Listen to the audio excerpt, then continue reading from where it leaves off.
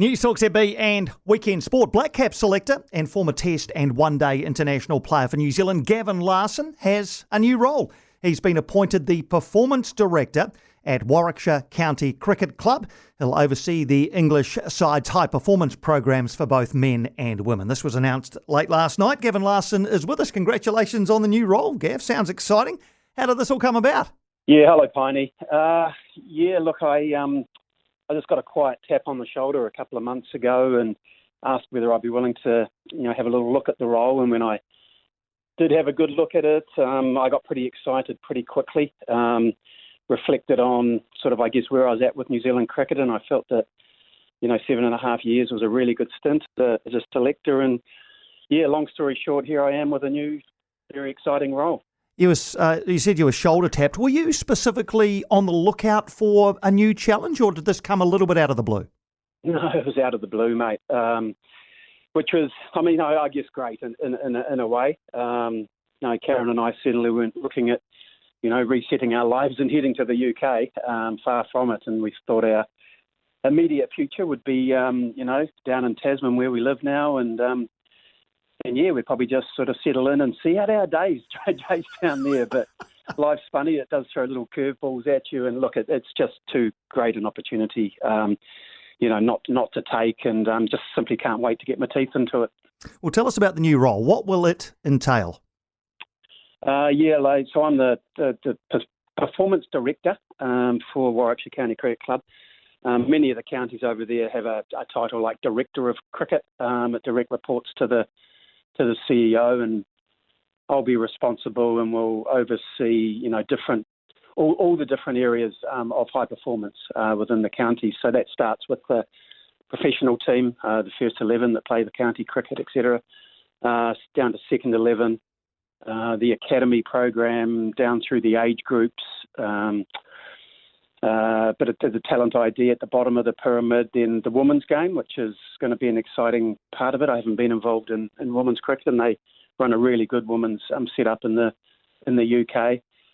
And then I guess it's around grounds and facilities and all the cricket operations pieces that sort of weave through the different areas. So look, it's wide and it's broad, and it's going to be a big challenge. Yeah, it sounds like a wide-ranging role. Do you get the feeling it'll be more strategic than operational, or do you think it'll be a mix of both?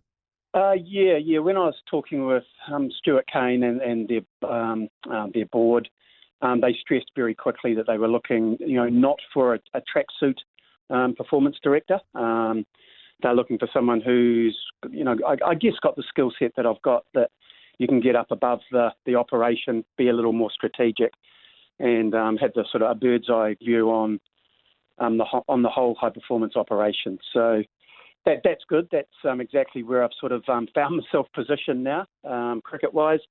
And certainly I don't want to be giving 1,000 throwdowns a day, Piney. No, I think those days may be gone, although you never know. Obviously the county scene in England is steeped in history and has long been the bedrock of the English game in particular. In your due diligence and your research around this role, how do you assess where county cricket is right now? Yeah, it's in really good shape. There's lots of challenges in global cricket at the moment, and it's the same with county cricket. We've seen it, the unrelenting sort of cricket schedule that's so prevalent now around the world, and it's no exception at all in England. So they've got some challenges in that sort of space. So certainly that will be part of my brief to sort of, work through how to, optimise playing performance and the good old sort of rotation type thing with players and the formats. And of course, I've got the new format there called the 100, which sort of weaves into the program as well. So that's a big part of it. But look, it's healthy. It's very professional the way it's run over there. I've got some reasonable experience in England over the years. I've never played county cricket, but I've had lots of sort of links through the counties, playing league cricket and obviously touring with New Zealand, and when in this recent role with mine. So yeah, look, I understand the English game pretty well. Not in micro detail, and that's just going to be part of my education over there. So this door opens and it closes the door on the chapter of your life as Blackcaps selector. 7.5 years as you say, using cricketing parlance, it's a decent innings. Gav, how do you reflect on your time in that role? Oh, it's been special, Piney. I mean, I've been probably lucky that, this era, we've had a lot of world-class players that have done, some exceptional work for us. And, but it's bigger than that. We've brought through, I think, a large number of players, through this period as well. And it's been a pleasure working with Mike Hesson and Gary Stead in the selection roles. It's not at times an easy job. It can be very challenging, and you're under the blowtorch, and then the microscope's always on you because people are so passionate about their cricket. But look, I've actually enjoyed that part of it. You become a bit thick-skinned, and people have lots of opinions.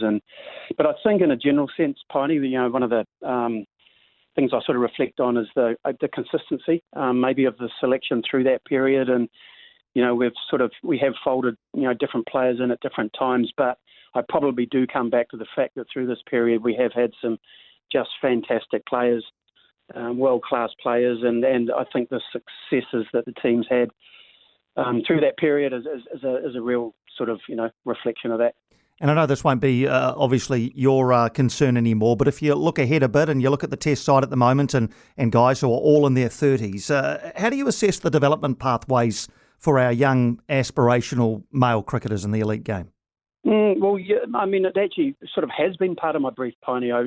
We're always looking ahead. So we're always, looking out 2, 3, 5 years. And that's been probably the key part of my role, has been sort of, holding the New Zealand cricket succession plan and across the 3 formats, and, then the other, driving the other way, the skill sets in each of those formats. So, it's not a perfect science, selection, and there are always, some amber lights, and every now and then the odd sort of flashing red light. But I think, in a general sense, in terms of the development and the way that our MAs have been doing such a fantastic job in developing players, that there's been a lot more green lights than others. So, yes, we do have guys in their 30s, but I think we just are possibly guilty of getting a little bit carried away with that. I tend to look at the skill sets in a batting sense. I have no issues with guys being in their 30s. We're going to get some serious longevity out of a crop of current players that I think are all, superb players, and they'll still be playing in, 3, 5, 7 years' time. It's more about, trying to unearth who the next, pace bowling all-rounder is going to be, and that perennial issue of fast bowlers, being injured, and, that's really tested our depth, as people would have seen this year. We've had to reach deep into our stocks, and but in a funny sort of way, that's sort of been exciting to me as well, to see guys like, Tix and Kugi and that get opportunities. And I think, if we reached back sort of, before my time, we would have been in, some difficult times if the situation was the same. Indeed. And when, someone's going to take over, obviously. New Zealand Cricket, I see, are going to find a replacement, obviously, for you. They'll recruit for that role. What advice would you give that new person when they come in and take on your role? Oh, make sure you got that thick skin that I mentioned before. But look, that comes with the territory, and New Zealand Cricket will do a great job through the process of finding a replacement.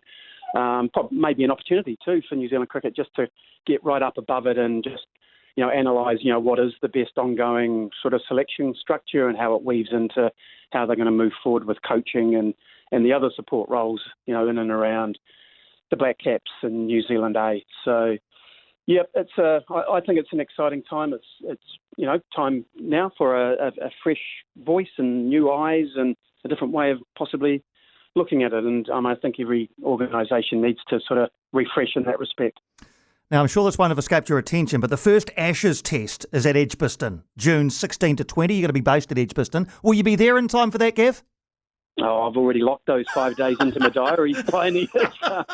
Brilliant. Oh no, that's exciting, and I thought that was a little bit ironic that I was going to go and work at Edgbaston, and it'll be my home, and there's the Ashes test, being played there as well. That's going to be a doozy of a series. That one, can't wait for that. So, what's the time frame here, Gav? When will you and Karen head off?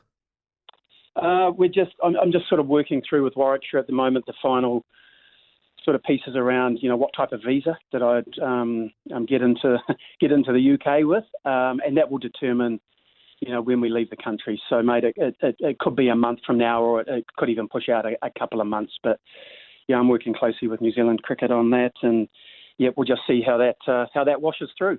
Exciting opportunity for you, Gav. All the best with it. Congratulations again on this role. We look forward to seeing how it all plays out for you. Thanks for always being so accessible to us here at ZB during your time as Blackcap selector, and hopefully we can stay in touch. Thank you, Piney, and I appreciate all your support over the years, mate. Thanks, Gav. Go well, mate. Gavin Larsen, brand new role for him. Performance Director at Warwickshire County Cricket Club in the UK. Hello, I'm Francesca Rudkin. And I'm Louise Airy, and we're excited to be working with the New Zealand Herald on our new podcast, The Little Things. So Louise and I have been friends for probably over 13 years now, and we've been through it all: kids, relationships, health crises, menopause. Let's not get into that just yet. But I think we can both agree that there are times we just wish we had one place to go for some explanations on what's going on with our bodies, our kids, and the relationships in our lives. And this podcast is all about those little things that women need to know about getting older, raising kids, staying healthy, and taking care of yourself at whatever age and stage you're at. So join us every Saturday to hear from the experts and get all the advice and tips you need. Listen to The Little Things at nzherald.co.nz or follow us at iHeartRadio or wherever you get your podcasts.